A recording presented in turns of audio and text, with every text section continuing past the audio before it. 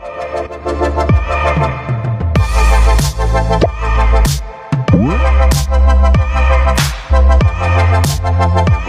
viewers. Welcome to yet another interesting episode of Behind Reality Podcast, where we talk about everything and anything that relates to Nigerians. In today's episode, we are faced with a very, very saddening story. A recent alleged case of domestic violence where a 30-year-old man was said to have beaten his 24-year-old wife to death based on a refusal to cook. Now, beyond this particular story, we are highlighting a bigger issue, which is domestic violence. Why does this happen? How do we, see it when it happens, and how can we prevent it from happening in our society? My name is Betty Idowu. Welcome to the podcast. And of course, I do not always do this alone. I have with me Aboki in the studio. Yeah, it's great to be here today. And what we have on our table this morning, it's something that cuts across everybody, because this is something that if you are not currently married, you have it in your mind that you will actually get married someday. And even apart from being married, this is something that can happen at any stage of your life. Even outside of marriage, we see this thing happens in people, relationships, situationships, and every other ship that exists. And every other ship that exists. So this is something that happens everywhere. And we should know that these are things that we should be able to talk about. So I like that you brought it about, like, we are not just talking about that case. That case, yes. We want to talk about it in a broader sense, right? And every Nigerian, every individual that listens to this, there are so many things that happen. And anybody will know that there are things that will happen sometimes at work. It happens probably with a co-worker. Will you say because the co-worker is doing something you don't like, you turn violent? Right? So one of the causes that I think actually causes these things is probably upbringing and mentality sometimes. The way people see power. Like, if I have power to do this to this particular person, then I can just do it anyhow. I want. Right? And some people even like transfer aggression. It happens in so many, there are so many ways we can look at this. True. And I like that you have mentioned how you have actually, mentioned that it does not just happen in marriage. Yes, this particular topic might be, in context of marriage, but even outside the context of marriage, we see people get violent. Violence is not limited to, the context of marriage. We see people at their workplaces, at their homes, amongst their friends, they just become very violent. I think to add to what you have said, I would also say beyond that, mindset and upbringing, like you said, so many people are not emotionally aware enough to know how to manage disagreements. Yes. Some people, they were brought up in homes where violence is the last thing they resort to. You cannot disagree with people like that. The next thing, they're already exchanging blows. I think part of the things that would help us as humans is to know that you cannot always be 100% in agreement with a person. We all have diverse opinions. We all have different, perspective to issues. So if you're able to see that, you might be looking at something from another angle. I'm looking at something from another angle. It doesn't mean that, we must always agree, or you must be right. Just accept it sometimes. So I think, like you said, violence stems from mindset, upbringing, and then sometimes, because we're still talking about this in the context, we are still using the domestic violence case as a case study today. I would also say that sometimes I feel like people ignore the signs. Should we put it like ignore the signs, or let me say, let's put it like this: something that has accumulated. Sometimes it's not like they ignore the signs. Sometimes it's like, let's say it like this, because this is something we see very well. People will be like, someone that you're already dating, you're in a relationship or situationship, anyhow you are dating, you see that this person has tendency, let's look at it from ignoring, the person has tendency of resorting to violence, at any mention of something, they resort to violence, then you'll be like, oh, he will change. She will change. Because He will let's not limit it to he She alone. will She is change. also do that. I will change, I will change him or her, right? The thing we have to understand is this. I was talking to a brother of mine the other time. It's not even like violence. It's just like something, another thing, but in a relationship context. And the person he was in a relationship with was doing some things that he was not okay with. And he said he's been trying to like do the correction and stuff. Then he's like, he got to a point that he's just trying to like live with it. I'm like, whatever you are living with in a relationship currently, that you are not able to like change in the person, right? The person is not able to change. They are not willing to change it. They say, accept me as I am in the relationship. And you are thinking, probably when you get married, they will change. That is a very wrong That's notion. a very wrong mindset, because I must even say, whatever it is you cannot deal with in your relationship stage, trust me, you will see more of it. Because marriage is like an amplifier of whatever it is that you see. Yes, some people might reduce the tendency or maybe change. Nobody remains the same forever. But there are certain things that are non-negotiable. Some habits die really hard. So if you feel like you cannot deal with this particular thing now, the best thing is just... And the funny thing is, when people are in a relationship, we tend to like show the best part of us, I think. Right? So the thing that you are even seeing now that you are not okay with, there is a very high chance of that you have not seen anything. That when you actually get into a relationship, because at that time they're already relaxed, they either the male or the female, yes, they're already relaxed. Oh, I'm married to this person already. It's normal. Like someone feel relaxed when you get something that you are after.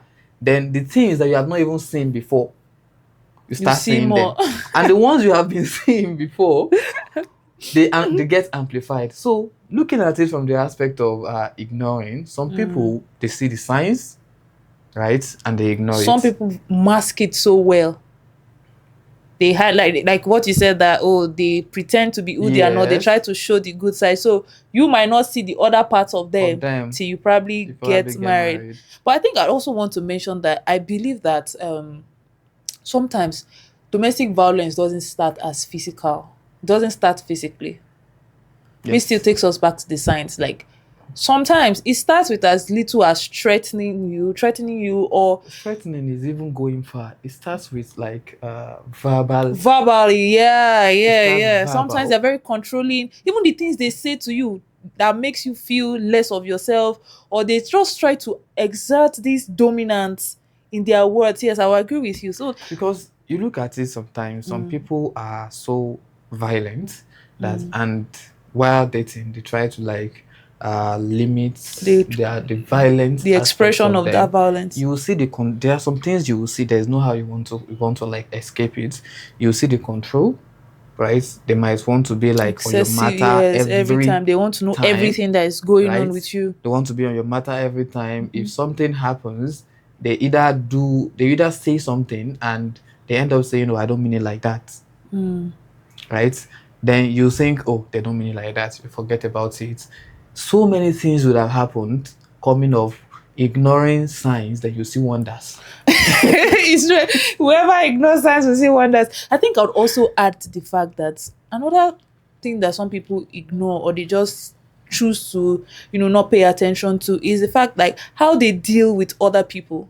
Yes. It's a reflection. You see somebody that you are with, you are dating somebody, and he's telling his mother, not even his mother, or even his friends, the way he's relating with other people, you will feel like, is this person normal? Yet you are dating the person and you feel like, it's just like that with those people now. It's not like that with me. It will shock you that they will be like that with you and even more. So those are some of the signs that I feel like, people need to pay attention to. How they treat other people, the kind of jokes they tell, even when they are with you. You said something about, they will tell you something and they'll be like, "Oh, I don't mean it like that. I don't mean it like that." But actually, in the real sense of it, they mean it, right? The one other thing I want us to look at is because, like we said, domestic violence is not like always physical. There are times when people have spouses, like partners, probably in a relationship or in marriage, and these people are demeaning. People that put you down at any chance they get. You cannot do something right. You can never. You are never right to them. You can never do anything right. They find any excuse to put you down, to say something bad about you. Why would you continue to be in a relationship like that? Right? And people, I understand some people have so many motives, probably money, probably any other thing that you are using to cope with it. Whatever you are using to cope with it now, just look at it like this is not a contract of 1 year, 2 years, 3 years. This is a contract. The way marriage is like designed is a contract forever till you die. So either you die early or you die later, depends on the type of person that you actually get married to. So looking at all this, we are talking on the receiving aspect of this now, the person that is on the receiving aspect. How do we talk about it from the person that is giving the violence? Right? Because we have been saying, oh, how do you marry someone that is violent? How do you do this? That is from the receiving end. How do we talk about it from the person that is violent, the violent themselves? Person, right?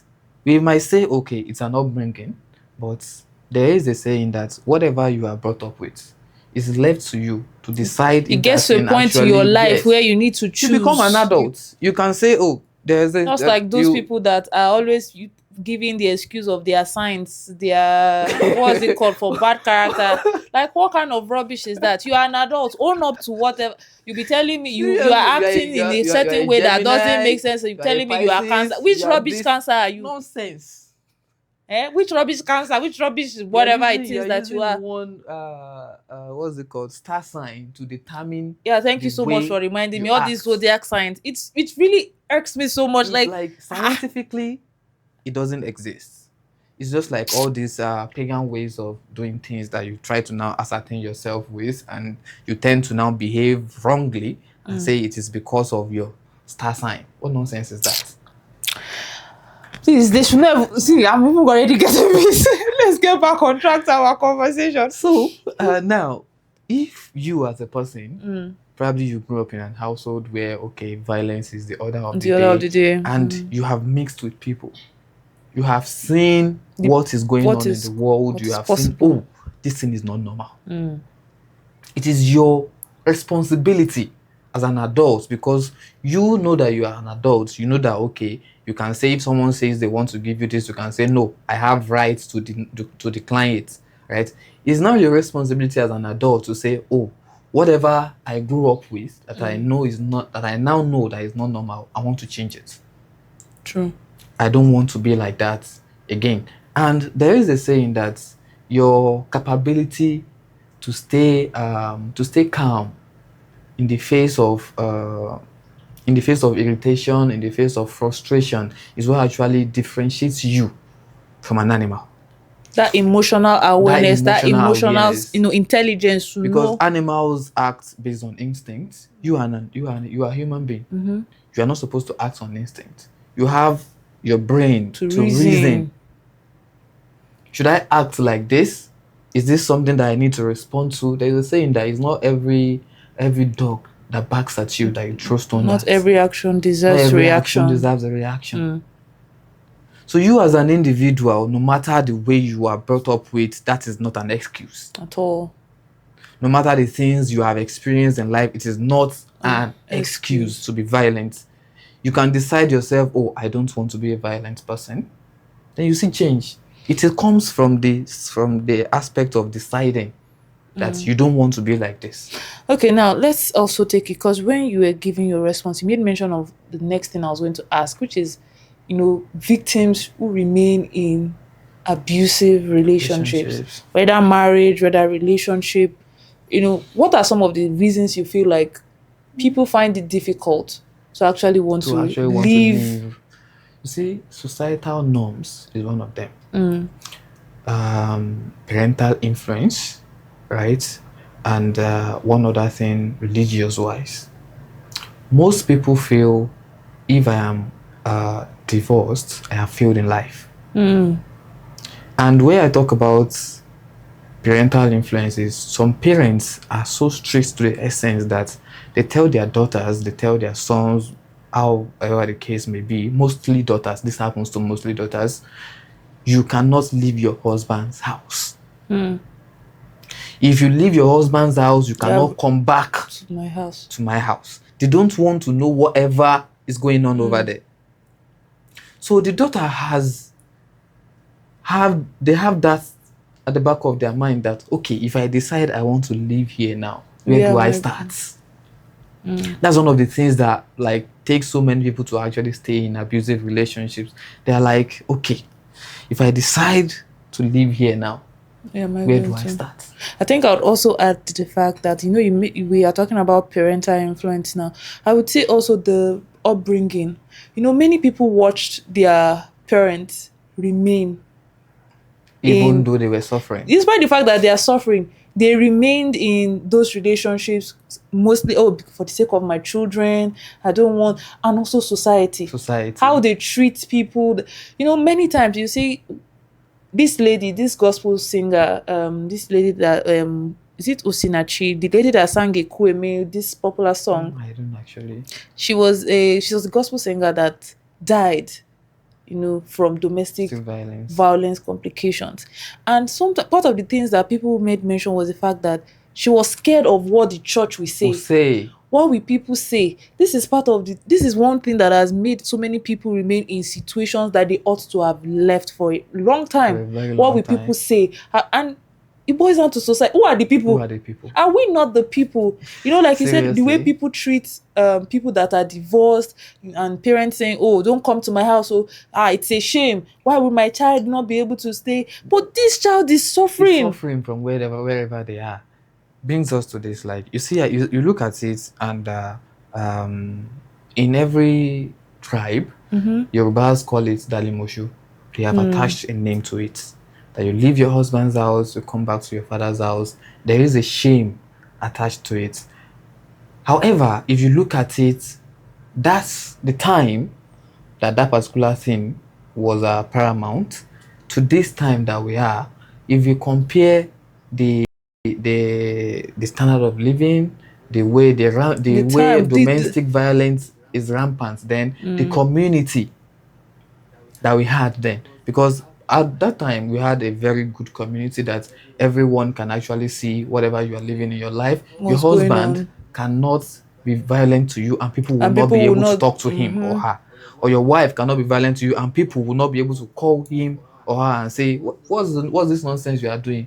You married somebody's daughter, or you married somebody's son, and you are doing this. They will have like the chance to say these things. But we are now in a society where everyone is with their business. You can be, your husband or your wife can abuse you, they can beat you, they can do so many things with you, and your neighbor will not even know anything. You are the only person that is suffering it.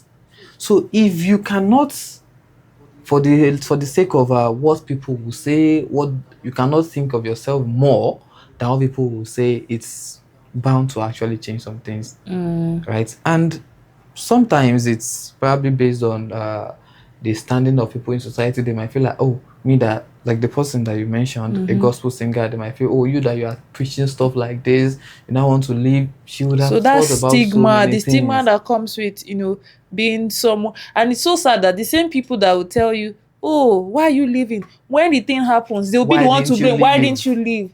So it's almost like we need people to understand that no matter the situation you are going to, you need to prioritize yourself. Yes. You need to prioritize your life. Look at this young lady in question that we're talking about today. You are a 24-year-old lady married to a man that is 6 years older than you, and 6 years into the marriage, which means that for him to beat you to a point that you are losing your life, it means he has been doing it before. Definitely. He has been doing it. And now that it has happened, that the life has been lost, the person will die. Now him lose. So I feel we need to break that stigma as a people. We need to stop attaching stigma to people that live relationships for reasons best known to them. We need to stop judging them, and we need to understand that life matters. If you're in a relationship and you believe that your life is at risk, just leave. Leave, because if you do not sorry, let me point. You don't owe anybody any explanation. This is your life. If you now feel that, okay, this particular person is close to me, and you feel they will not judge, then you can speak to them. And this is where it comes to us as siblings, as friends, as people that are in society. You will have people going through one thing or the other. If they see you as being judgmental, as this person, I cannot talk to them if I have this particular thing, they would rather judge me than advise me Or help me. Then you are contributing to it. So it's not only the spouse that is being that is in the domestic violence aspect like this. You are also there. And I'll say, just to add to the points that we have made, I think financial dependence is another reason why, because we're talking about the reasons why people stay in abusive relationships. I think also not being empowered enough. That's why we see many women that remain in abusive marriages. They feel like, if I leave this man today now, where will I start from? Or what will I do? And they just keep suffering instead of actually, finding way to leave such relationship, and they continue to suffer, and it becomes a circle, because your children are watching you. Definitely. You are the standard and template for them. Right? So I feel like this conversation, the time we always have is not enough to unravel. But what are your final words? What do you think people should do? We have said so many things. You have said so many things, and I feel as individuals, one of the things we need to look at, that we need to think about anytime we are talking about relationships, is to know that you are accountable to yourself, right? And whatever is happening to you that can cost you your life, you should run away from it. If you are in a relationship that you think, oh, I would not be able to have a peace of mind, and there are times that you try to talk things over, and when you see that talking over is not the solution, this person does not work, then you leave. And as people in the society, like I have said, we need to be less judgmental. The more judgmental you are, the more you attach stigma to things. I think, let me just leave it there. Yes, we are leaving it there, and that is where we bring the conversation to a close today. Domestic violence is never okay, and no disagreement with anybody should cost a life. And if this particular episode has taught us anything, it has taught us to speak up. Be very, very aware of the signs. If you see the signs, don't wait to see wonders. Run away immediately. And of course, we should also encourage people to speak up and seek help. Do not be judgmental. My name is Betty Doe. It's been a great pleasure being your host today. Do not forget to like this video, drop some comments, share, and of course, subscribe to our channel at UrbanPop Radio NG. Till we see you again next week. Bye for now.